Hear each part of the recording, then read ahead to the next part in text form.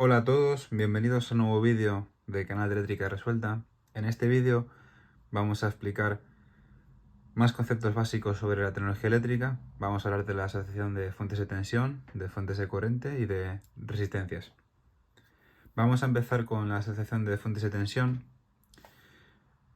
Primero tenemos que entender que las fuentes de tensión solo pueden asociarse entre ellas cuando están conectadas en serie, y para que dos elementos de un circuito eléctrico estén conectados en serie, tienen que circular por ellos la misma corriente. Entonces, en este caso, vemos que circula la misma corriente por cada una de las tres fuentes de tensión que hay aquí. Y para el criterio de los signos, tenemos en consideración que si la corriente que atraviesa la fuente de tensión coincide con la polaridad de la fuente de tensión, se considera positivo su valor, mientras que si la corriente que atraviesa a la fuente de tensión lo hace en sentido contrario a su polaridad, esa fuente de tensión tendrá un valor negativo a la hora de hallar su tensión equivalente.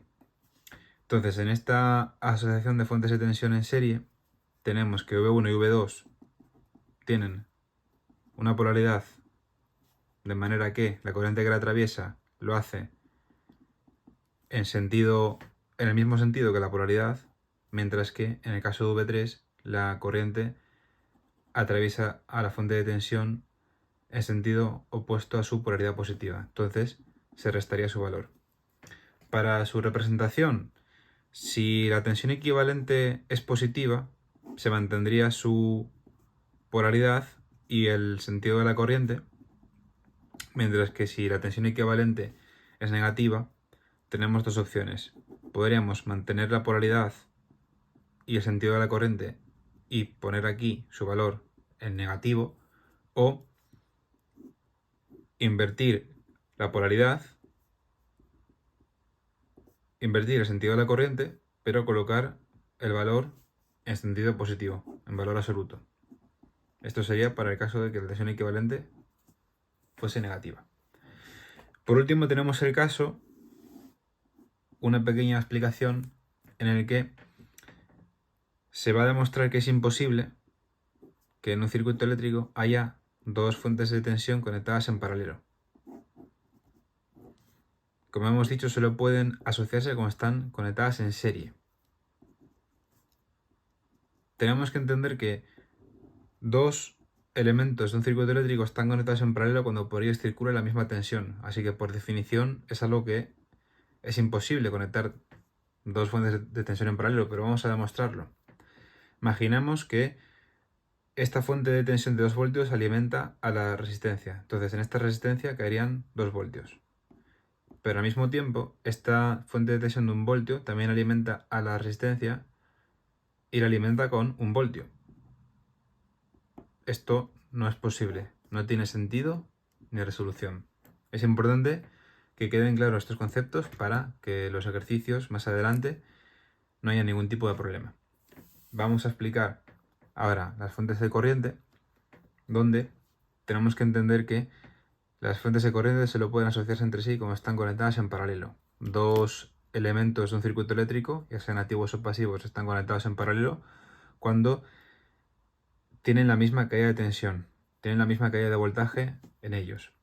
En este caso, tomamos como sentido positivo las corrientes cuyo sentido es entrante en su nudo. En este caso, tenemos que I1, I2 e I4 tienen un sentido entrante al nudo, mientras que la corriente I3, en este caso, tiene un sentido saliente del nudo, por tanto se restaría. Para representar la corriente equivalente obtenida, sería el mismo caso que en las fuentes de tensión, en la asociación de fuentes de tensión. Si el valor es positivo, se mantiene su sentido. Si el valor es negativo, tenemos las mismas opciones. Mantener su sentido y colocar aquí valor negativo, o invertir su polaridad, invertir su sentido, mejor dicho, y colocar aquí el valor en positivo. Esto para el caso de que la corriente equivalente sea negativa. Siguiendo la misma congruencia que la asociación de fuentes de tensión, tenemos que entender que dos fuentes de corriente no pueden estar conectadas en serie en un circuito eléctrico. Por definición, dos elementos están conectados en serie en un circuito eléctrico cuando por ellos circula la misma corriente. Entonces, si aquí tenemos una resistencia y aquí tenemos dos fuentes de corriente en serie de 1 amperio y 2 amperios, ¿qué corriente circularía por la resistencia? ¿Circularía tanto 1 amperio como 2 amperios? No. No tiene sentido ni resolución. Importante también tener en cuenta estos conceptos para los ejercicios. Por último, vamos a explicar la asociación de resistencias. Hay dos casos, la asociación de resistencias en serie y la asociación de resistencias en paralelo. Para asociarlas en serie, seguimos el mismo criterio, es decir, misma corriente circulando por las resistencias. Tenemos que aplicar la segunda ley de Kirchhoff o la ley de tensiones de Kirchhoff, que es algo que explicaremos más en detalle en el próximo vídeo, pero hay que tenerlo en cuenta para asociar las resistencias en serie en este ejemplo. Entonces, si la corriente circula en este sentido, las resistencias, por convenio, van a tener una caída de tensión en sentido opuesto a la corriente que la atraviesa. Esa tensión, esa caída de tensión es R por I, por ley de Ohm. Por tanto, si hacemos un sumatorio de las caídas de tensión que hay en este circuito, tendríamos que la tensión a la que está alimentado este conductor hay que restarle la caída de tensión de la resistencia R1, de la resistencia R2 y de la resistencia R3. Y todo esto habría que igualarlo a 0. Si despejamos esta parte de la ecuación, tenemos factor común con la corriente y sumaríamos las resistencias. Y por último, la corriente pasaría a este lado dividiendo y aquí tendríamos V entre I, ley de Ohm, que vimos en el anterior vídeo. Esto sería la resistencia equivalente del conductor, que no es más que la suma de las resistencias que están conectadas en serie. Famosa ecuación, famosa demostración, pero este es el porqué. Y por último vamos a terminar con la asociación en paralelo de resistencias. En este caso hay que tener en cuenta la primera ley de Kirchhoff o la ley de corrientes de Kirchhoff. Lo mismo, lo daremos más en profundidad en el próximo vídeo, pero es importante tenerlo en cuenta para entender cómo se asocian en paralelo las resistencias. La suma de la corriente total sería, mejor dicho, la corriente total de este circuito sería la suma de las corrientes que salen de cada nudo, I1, I2 y I3. Por tanto, aquí tendríamos que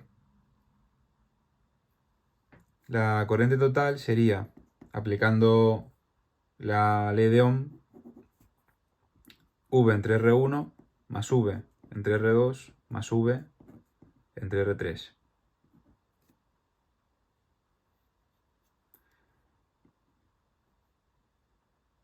Si multiplicamos por 1 entre V o si dividimos por 1 entre V en los dos miembros, tenemos que la corriente total estaría dividida entre V, entre la tensión. Recordamos que para que dos elementos o más estén en paralelo en un circuito eléctrico tienen que tener la misma caída de tensión, que en este caso se cumple, y al dividir por la tensión en este miembro, en esta parte de la ecuación, tenemos la inversa de las resistencias. Esto es el inverso de la ley de Ohm. Está dada vuelta la ley de Ohm. Entonces tendríamos 1 entre la resistencia equivalente o la resistencia total de este circuito. Y en el otro lado de la ecuación mantenemos la inversa de las resistencias. De aquí la famosa expresión de que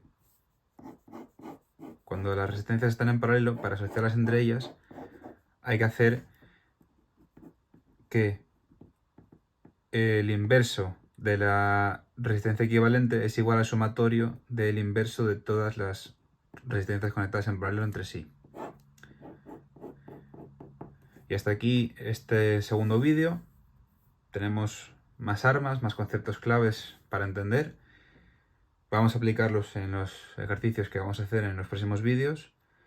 Si te ha gustado, dale un like, suscríbete al canal y nos vemos en el siguiente vídeo.